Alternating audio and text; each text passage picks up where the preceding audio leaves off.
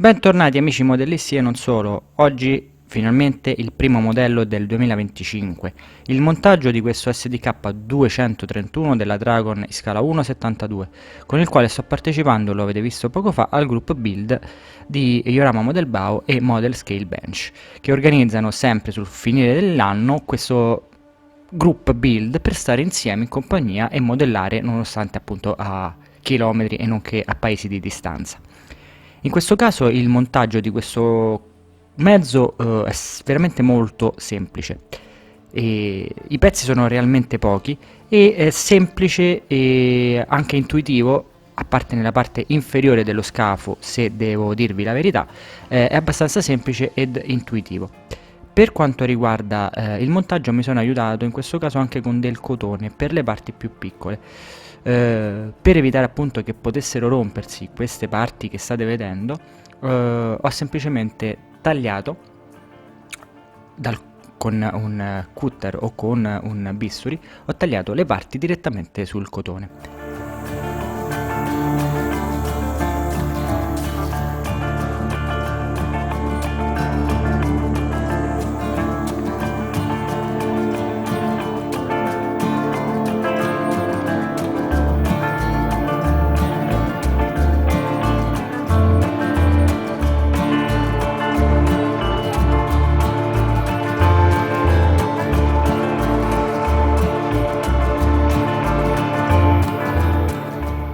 Una volta puliti i pezzi dalle eventuali bave con carta vetrata e quant'altro, bave della plastica ovviamente, ho incollato il tutto con la mia tappo verde. In questo caso è sempre comodo avere una colla per plastica.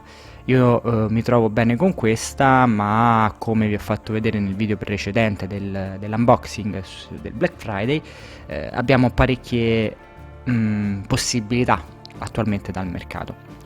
Tuttavia, ecco, in questo caso ho lavorato con delle pinzette, la colla mia tappo verde, e ho cercato di incollare con più attenzione possibile quei piccoli pezzi che fanno parte della parte bassa dello scafo.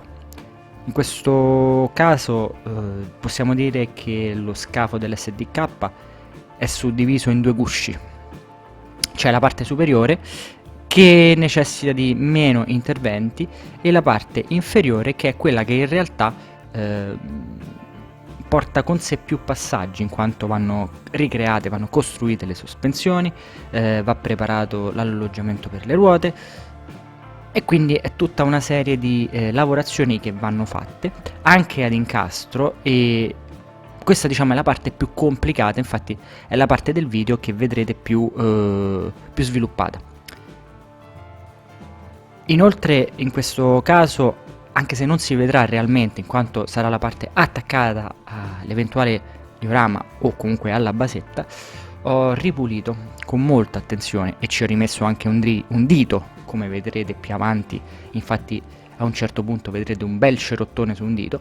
Comunque è la parte che ha impiegato più tempo, perché ho dovuto ripulire tutte le bave della plastica con carta vetrata, con il bisturi e con la mia matita a fibra di vetro. Una volta ripulito il tutto, ho quindi iniziato ad assemblare le parti che erano state ripulite. In questo caso ho cercato di seguire quello che veniva detto dalle istruzioni, ma ho cercato anche di realizzare il modello come pensavo che fosse meglio. Soprattutto in questa parte le sospensioni dicono di costruirle prima di incollarle, tuttavia io credo che sia più comodo incollare parte per parte, anche perché diciamo incollando la parte completa troverete delle difficoltà poi a incastrarle perfettamente. Essendo parti poi piuttosto piccole, come vedete, ho litigato parecchio con delle pinzette, perché diciamo non entrava nella sede subito e quindi ho dovuto un po' faticare. Questo è il risultato finale appunto dopo tutta la lavorazione. Questo video fino adesso dura 5 minuti, ma in realtà devo dirvi, questa parte, solo questo che vedete nel video, che sono più di 20 pezzi, È stata una lavorazione piuttosto impegnativa e successivamente ho iniziato a lavorare sulla parte superiore dello scafo. In questo caso questi parafanghi sono nel kit in 1.72 già completamente montati, vanno solamente ripuliti come sempre con un bisturi e con della carta vetrata e la matita a fibra di vetro, e poi vanno, diciamo, completati con i vari attrezzi che si trovano su attrezzi, scatole e quant'altro che si trovano appunto nel mezzo reale. Anche in questo caso, come dicevo prima, ho cercato di ripulire dagli eccessi sempre con fibra di vetro. E anche questo passaggio è stato piuttosto lungo, perché giustamente ho dovuto cercare di rendere la parte più precisa possibile per gli incastri ulteriori e per gli incastri successivi. Sempre con la mia tappo verde mi sono aiutato per i passaggi.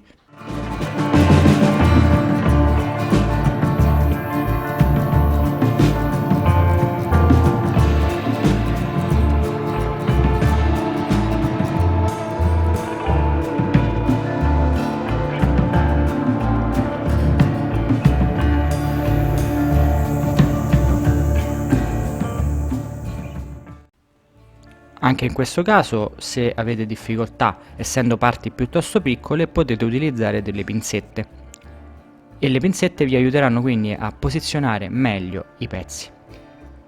Per quanto riguarda poi questi pezzi, come vedrete, i parafanghi, ho deciso di incollarli direttamente. Se volete potrete tenerli a parte ed incollarli una volta dipinto. Io tuttavia, essendo un mezzo anche piuttosto piccolo, mi trovo bene a costruire il tutto e successivamente a dipingere con il tutto già in sede.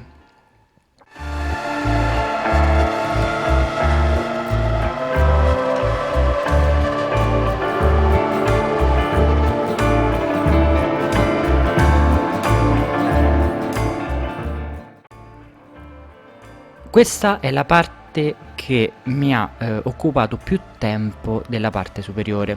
Scusate il gioco di parole.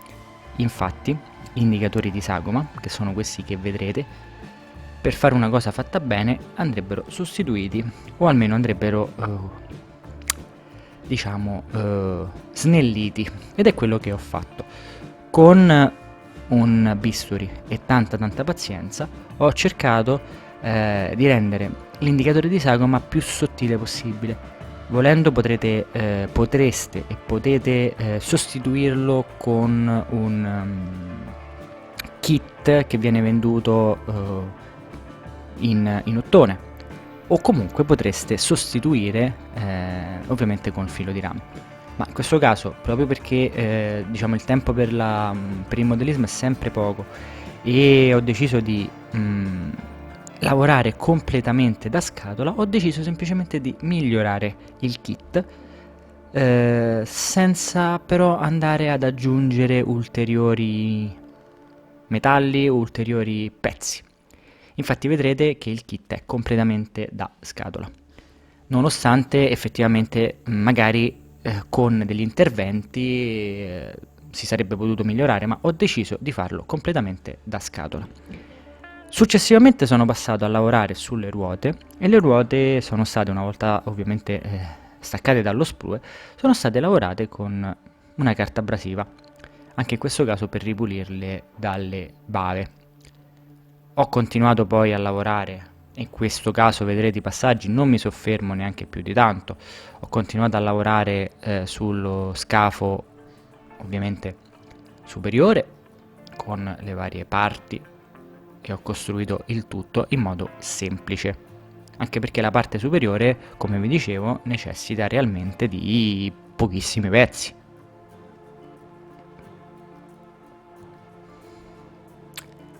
La parte forse più impegnativa in questo frangente è stata la messa in posizione di queste piccolissime luci che stanno sui lati dell'SDK, sono 4 in totale.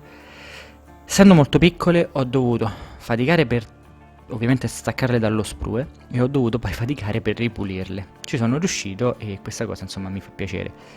Poi ho provato a chiudere i 2 scafi e i 2 scafi in realtà non combaciavano come vedete purtroppo in questo passaggio. Così non c'è assolutamente nessun tipo di problema, ve lo dico se dovete fare questo kit, così siete già pronti. Poi può essere anche che il kit, essendo vecchio, magari si sia piegata leggermente la plastica, però ecco, in questo caso nessun problema. Ho incollato i 2 scafi con la Tamiya tappo verde e subito dopo ho preso questi morsetti con molta tranquillità e attenzione, ecco qui, ho cercato di fare incollare al meglio i 2 scafi. Dovete stare attenti perché giustamente potreste in questo caso andare a rompere eventuali parti del kit, però ecco, con un po' di attenzione con questi morsetti ci si riesce. E la parte ultima del video poi è dedicata ovviamente alla torretta, che anche in questo caso è molto semplice, i passaggi sono molto semplici e non è una cosa che devo dirvi richiede parecchio tempo. Infatti sempre con Tamiya tappo verde e con un po' di attenzione riuscirete a montarla in relativamente pochi minuti, anche perché qui devo dirvi è tutto ben stampato e non ci sono particolari necessità, almeno sulla torretta, in quanto effettivamente tutto si incolla precisamente, non ci sono particolari spazi e particolari esigenze. Ecco qui.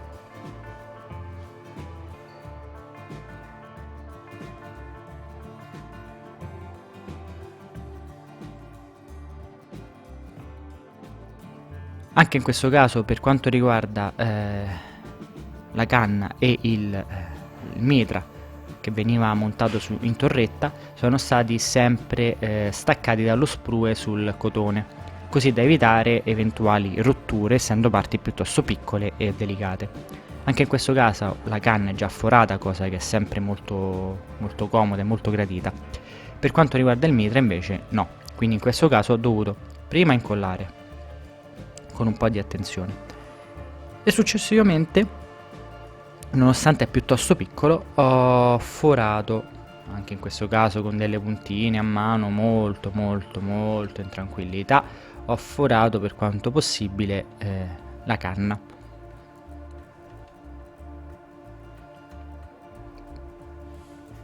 È un piccolo passaggio che è richiesto qualche minuto, però tutto sommato insomma è una cosa che si può fare. Infine la Dragon, scusate, ci dà la possibilità di realizzare 4 o 5 differenti camo. Tuttavia quello che ho deciso io di realizzare non prevedeva una sorta di paraurti, un grande paraurti che è tipico dell'SDK 231 e dell'SDK 232. In un primo momento lo avevo montato, infatti il kit lo fornisce. Poi ho deciso di realizzare il kit in praticamente German Grey, in Panzergrau, quindi la versione non prevedeva questo parafango, chiamiamolo così, che è un vero e proprio diciamo parte metallica a V che si trova davanti ai kit, che ovviamente non era previsto nelle versioni che avevo scelto. Tuttavia, per quanto riguarda il kit, erano previsti quei 2 grossi fori per appunto permettere di incollare il tutto. Tuttavia, ho dovuto quindi rimuovere la parte che andava in realtà incastrata nel kit, che sono appunto quei quadratini che avete visto, che ho incollato nei fori, e poi con dello stucco, in questo caso dell'H, ho cercato di pareggiare il tutto e di annullare, diciamo, completamente la possibilità di aggiungere quelle parti. Infatti il kit che andrò a realizzare è ambientato in Jugoslavia o in Grecia, ora sto vedendo. Comunque in grigio Panzer, e questo non prevede assolutamente quella parte anteriore. Quindi una volta utilizzato lo stucco, ho rimosso il tutto con innanzitutto un pennello imbevuto di acqua e infine con della carta vetrata per pareggiare e rimuovere gli eccessi dello stucco.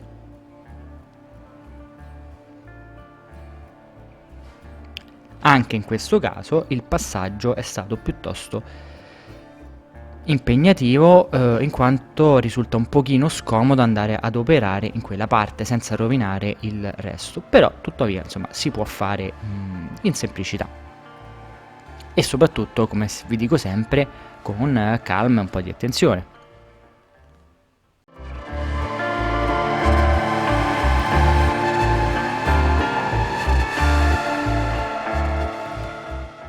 Ed ecco il risultato finale in queste fotografie che vi ho riportato. Potrete vedere a brevissimo quant'è la grandezza di questo kit, ho messo semplicemente 2 euro per mostrarvi la differenza. E quindi per ora io vi ringrazio per aver visto questo video, spero che siate arrivati fino in fondo, che sia stato utile e ci vediamo al prossimo video sulla realizzazione, sulla pittura di questo kit in scala 1/72. Buon modellismo a tutti!